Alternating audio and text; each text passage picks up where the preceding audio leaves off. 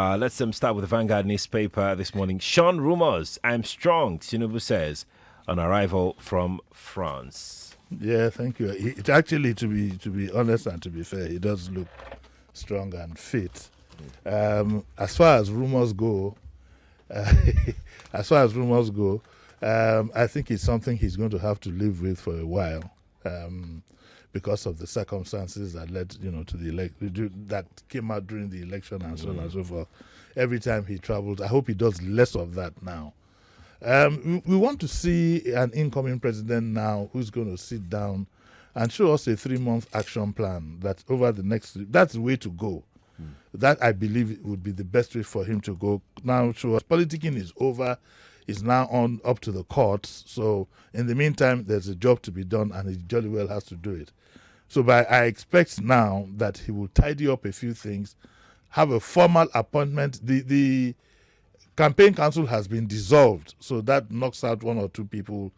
So now he needs to appoint a spokesperson.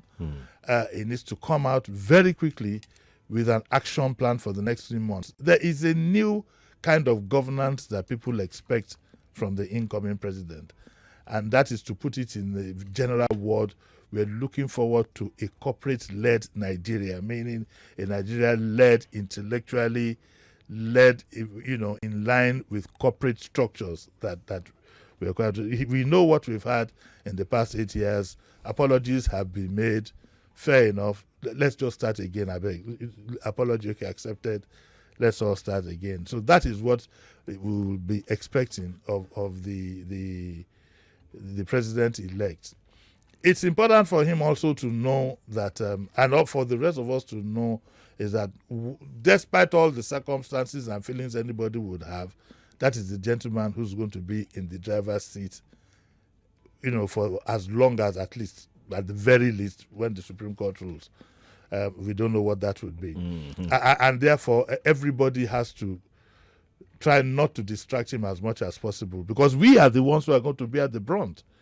If Bola Tinubu fails as a president, we will also, we know what we've gone through in the past 8 years. We don't want anything like that. Let the man concentrate. The thing that went around the social media yesterday, after he arrived, some kind of prank, to cut the photograph and put a catheter under his armpit, and so on and so forth. And somebody sent it to me from America. I said, you don't put catheters on your armpits. You put it somewhere near at the lower part of your body. Yeah. It would be best to ignore these things. And in fact, if I were him, I'd catch some fun with it. He needs to concentrate. All his supporters, everybody need to let this man concentrate. You don't distract the driver when he's headed in some direction. Whether he's right or not, time will tell. But it's good to have him back. It's good that he is healthy, because, look, listen, the truth of the matter is that if the man is down and out, for as long as he breathes, he will be sworn in. That is something people need to know now. For as long as he is breathing, if it means bringing the bed, put him on the bed from the hospital to where, in fact, the swearing in doesn't even have to take place at whatever. It can be done by a hospital bed. So we must always wish him well, in spite of our circumstances. It's important that we wish well. Now, for you to get a sense of what is likely to come, who were those who were at the airport to receive him? They were Shetima, Gbaja, Lalong, Sonny Bello, Alimodu Sheriff. Also at the airport were Nuhu Ribadu, Emma Neoku, Beta Edu, Senators Barao Jibrin, Adiola Olamilekon, Okweyemi Bamidele, Dayo Adeyeye, and so on and so forth. And of course, the one and only James Faleke was also there. And Bayo Ononuga, described here as Director of Media and Publicity in the defunct APC presidential candidate, Special Campaign Council. And this, let me quote what Tinubu says. He says, I'm happy to be back. I have rested, I am refreshed, and I'm ready for the task ahead. Forget about what the rumor mill may have told you. I am strong, very strong. Maybe I need to, let's see if we can get him to do a power, this arm twisting match that you have. Asked about his plans for the country, which is the important part, He said he had been consulting and planning with a view to putting together a strong team so he could hit the ground running once he assumes office on May 29. I would like to advise or to plead with Asiwaju to please make himself available to the media to discuss his first 6 months in government. It's very important. The elections are over. There's no, what we want to see now is an action plan, not even to say, I will do this, I will do that. No, it would be nice if we can sit down with 6, 7, 8, 10 journalists and analyze specifically what he wants to do. We need to push him to that point. We will no longer, I don't think Nigerians will no longer accept governance by speculation or by just theory, say, I will reform the prisons, I will tar the roads. No. What roads are you tarring over the next 6 months? In the petroleum sector, are you going to cut the subsidy? If you are going to cut the subsidy, when? Till what time? What percentage? We need this. Journalists now should concentrate on that and leave the politicians to solve their problem in the court.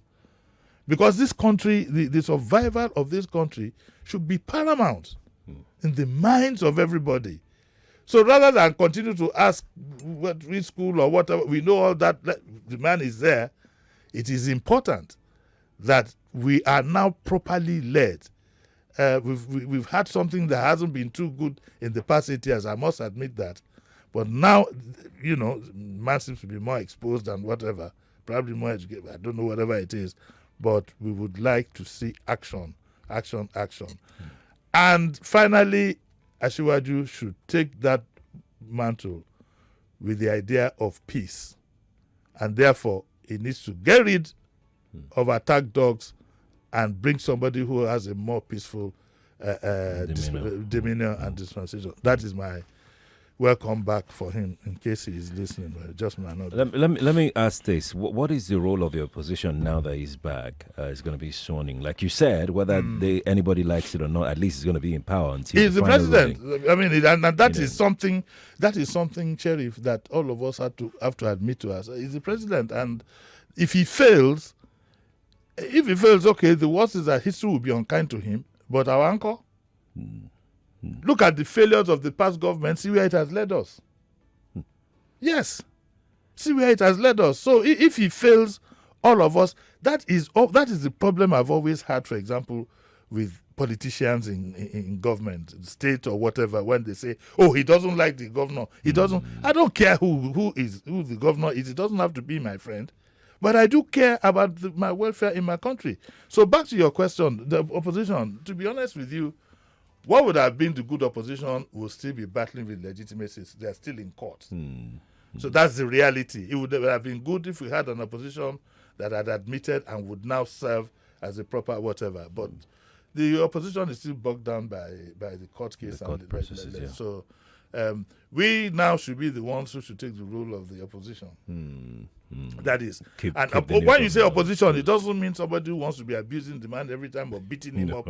No, but somebody who would put him on his toes. Ask certain questions. We must be ready to do that.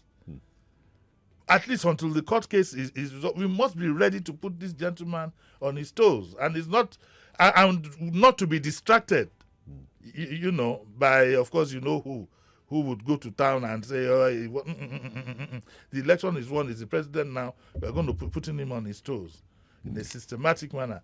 He needs to handle this function efficiently. He needs a first-class media person. Because, I repeat for the umpteenth time, perception is not too far from reality. And it's the demeanor of his spokesperson or his media team that will, to a large extent, determine people's perception of him. So it's up to him. All right. Yes. Okay. All right.